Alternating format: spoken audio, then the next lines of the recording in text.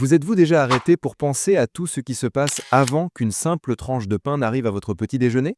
Cette tranche moelleuse, parfaite et toujours identique que nous utilisons pour les sandwichs ou les toasts cache une histoire beaucoup plus profonde que vous ne l'imaginez.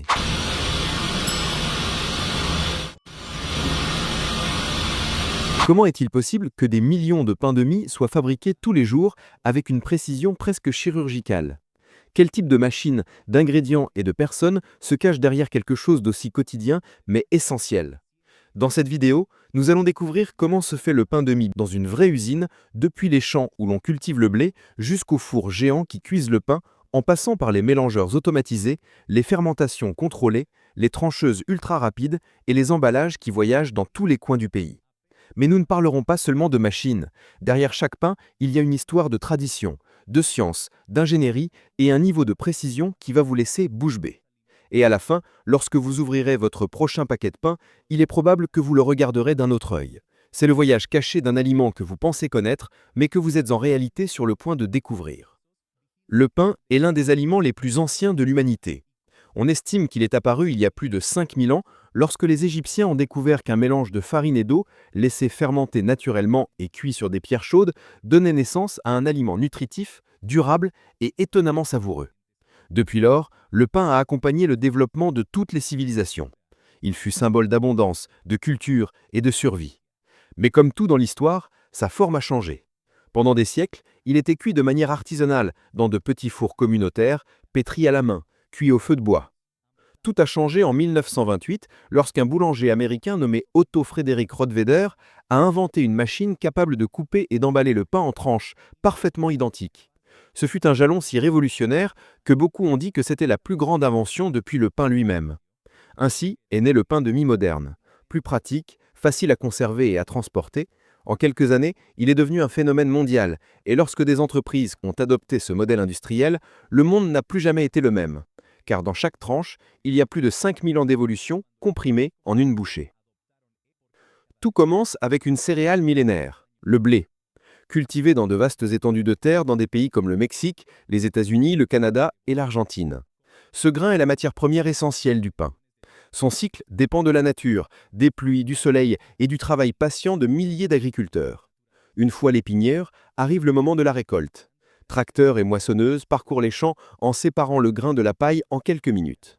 Mais le blé fraîchement récolté n'est pas prêt à devenir du pain. Il doit d'abord passer par un processus technique et millimétrique, la mouture. D'abord, on nettoie le grain avec de l'air et des vibrations pour éliminer les pierres, la poussière et toute impureté. Ensuite, on le trempe pendant plusieurs heures pour ramollir son enveloppe et faciliter le travail des rouleaux d'acier. Dans les moulins, le blé est broyé en plusieurs étapes. Chaque étape sépare le son, le germe et l'endosperme.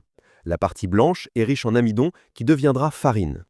C'est un processus qui se produit entre des rouleaux tournant à grande vitesse, où chaque fraction du grain est utilisée avec exactitude. Le plus impressionnant est que la farine est si fine qu'elle flotte dans l'air comme si c'était de la fumée. C'est pourquoi les moulins ont des mesures de sécurité strictes, des systèmes de ventilation, des machines reliées à la terre et des protocoles spéciaux pour éviter les étincelles. Lorsque la farine est déjà raffinée, elle est transportée dans des camions-citernes hermétiques jusqu'aux usines de production. Là, elle est stockée dans d'énormes silos, attendant son moment pour devenir du pain. Et ainsi, du champ à l'usine, chaque grain est passé par une chaîne de processus où tradition et technologie se mélangent pour créer l'ingrédient essentiel de notre pain quotidien. Avant de continuer avec la partie la plus impressionnante, où le blé se transforme en pâte vivante, je vous invite à vous abonner à la chaîne Tout s'explique. Ici, nous révélons le côté caché du quotidien et chaque nouvelle vidéo vous emmène découvrir comment se font les choses que vous utilisez tous les jours.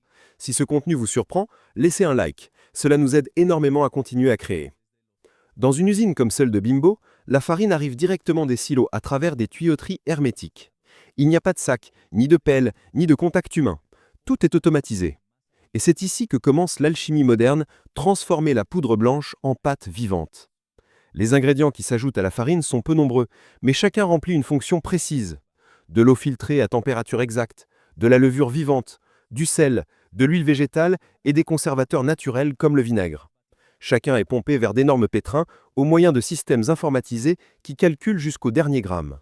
Ces pétrins ne sont pas comme ceux de la maison. Ce sont des structures métalliques colossales qui peuvent mélanger des centaines de kilos de pâte en quelques minutes. Leurs lames tournent à grande vitesse, générant un mélange homogène, élastique et chargé d'énergie.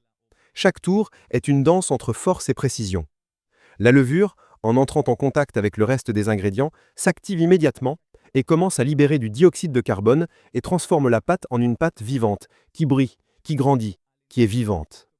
Ce moment est crucial. La température et le temps de pétrissage affectent la texture finale du pain.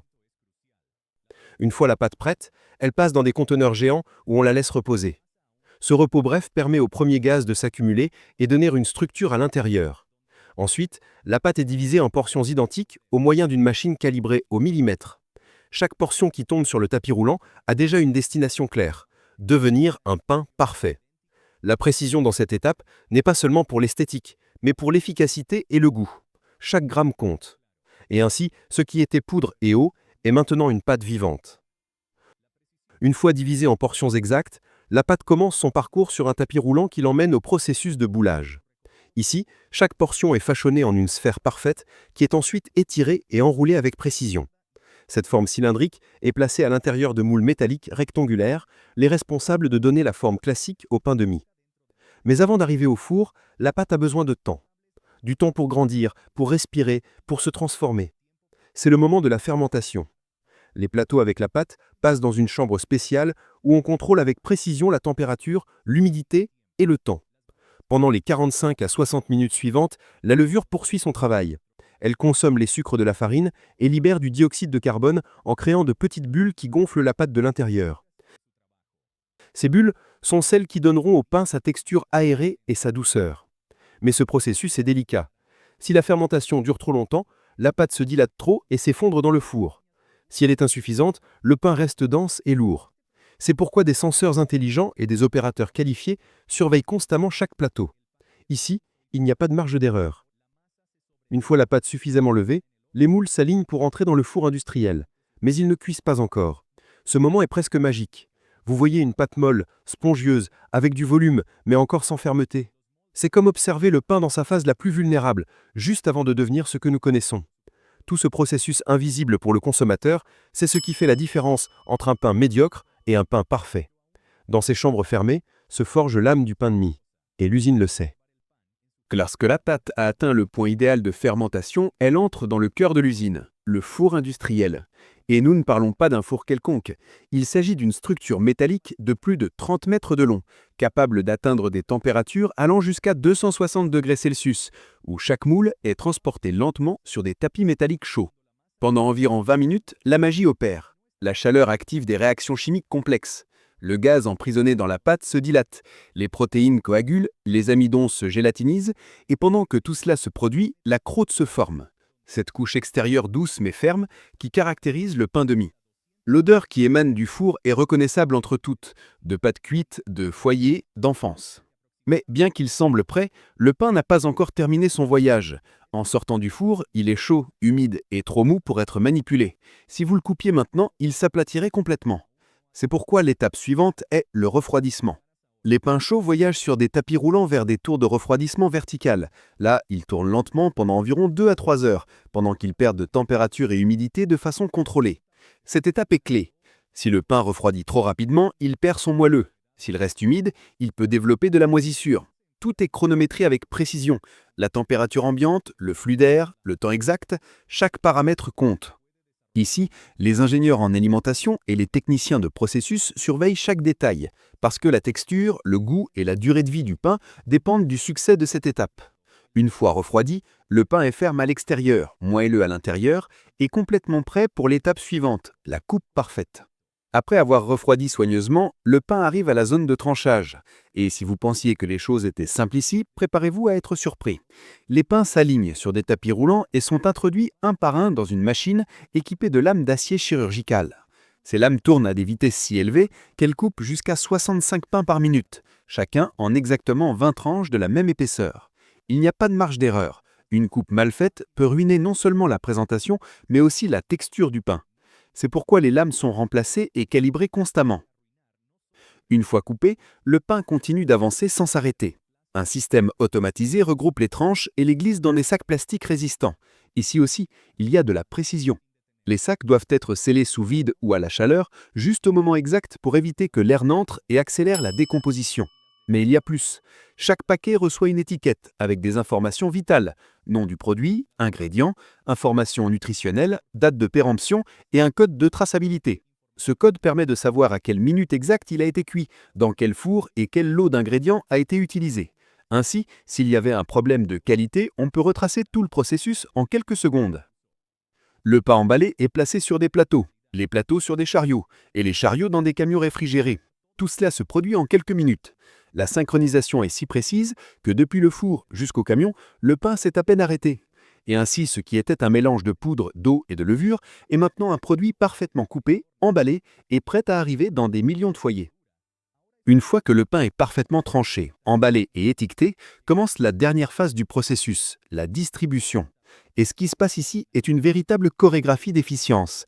Les sacs de pain sont chargés dans des chariots qui à leur tour sont introduits dans des camions réfrigérés. Ces véhicules ne sont pas des simples camionnettes de livraison, ce sont des unités thermiques contrôlées destinées à maintenir le pain frais pendant tout le trajet. Chaque jour, des centaines de camions sortent des usines de production vers des milliers de destinations. Supermarchés, magasins de quartier, boulangeries, écoles, cantines et foyers dans tout le pays. Tout est synchronisé moyennant des systèmes logistiques intelligents qui calculent les routes, les temps, la température et le volume. Le pain de mie, bien qu'il ait une bonne durée de vie, n'attend pas. Sa fraîcheur dépend de la rapidité de la livraison. C'est pourquoi de nombreuses usines fonctionnent 24 heures sur 24 en équipe rotative. Depuis que la pâte est mélangée jusqu'à ce qu'elle arrive entre vos mains, il peut s'écouler seulement 5 heures et demie. Et le plus étonnant est que ce même processus se répète chaque jour avec la même précision dans des dizaines d'usines à travers le monde. Contrairement au pain artisanal, le pain de mie a une mission claire: être uniforme, durable et pratique. Sa texture moelleuse, sa forme parfaite et sa capacité à rester frais pendant des jours ne sont pas un hasard. Derrière chaque pain, il y a de la science appliquée. Par exemple, la recette comprend des petites quantités de graisse végétale qui aident à maintenir le moelleux plus longtemps. On utilise aussi des conservateurs naturels comme le vinaigre ou l'acide ascorbique qui prolongent la fraîcheur sans altérer le goût. Une autre différence clé est le moule. Alors que le pain rustique est cuit directement sur pierre ou sur des plateaux ouverts, le pain de mie est souvent cuit dans des moules fermés ou avec couvercle. Cela évite qu'une croûte dure se forme et lui donne cette forme rectangulaire si caractéristique. Et tous les pains de mie ne sont pas identiques. Il existe des versions avec de l'avoine, du lin, du chia, des graines, des céréales complètes, du pain sans croûte, sans sucre, pauvre en sodium, riche en protéines et même sans gluten pour les personnes cœliaques. La variété est immense et répond à différents modes de vie et besoins nutritionnels. En essence, le pain de mie ne compétitionne pas avec le pain artisanal. Ce sont deux mondes distincts, mais ce qu'ils partagent, c'est leur place sur notre table quotidienne. Peut-être demain, lorsque vous prendrez une tranche de pain pour faire un sandwich ou un toast, vous vous arrêterez une seconde et au lieu de la voir comme quelque chose de commun, vous vous rappellerez de tout le voyage que cette tranche a parcouru pour arriver à votre table. Depuis une graine semée sous le soleil jusqu'au grain moulu dans un moulin industriel, depuis le mélange des ingrédients à la fermentation contrôlée, depuis le four qui cuit des milliers de pains par jour jusqu'à la trancheuse qui coupe avec une précision chirurgicale. Tout cela est à l'intérieur de cette tranche. Chaque pain de mie cache le travail d'agriculteurs, d'ingénieurs, de boulangers, d'opérateurs, de transporteurs et de systèmes technologiques aussi avancés qu'invisibles. Un effort coordonné, silencieux, constant pour que quelque chose d'aussi simple que le pain ne manque jamais dans vos foyers. Et c'est ce que nous cherchons ici, regarder le quotidien avec des yeux nouveaux, parce que quand nous comprenons ce qu'il y a derrière, le simple devient extraordinaire. Si cette vidéo vous a surpris, abonnez-vous à Tout s'explique, vous nous aidez à continuer à créer du contenu qui révèle le monde caché des choses les plus communes. Et dites-moi dans les commentaires, quelle partie du processus vous a le plus marqué.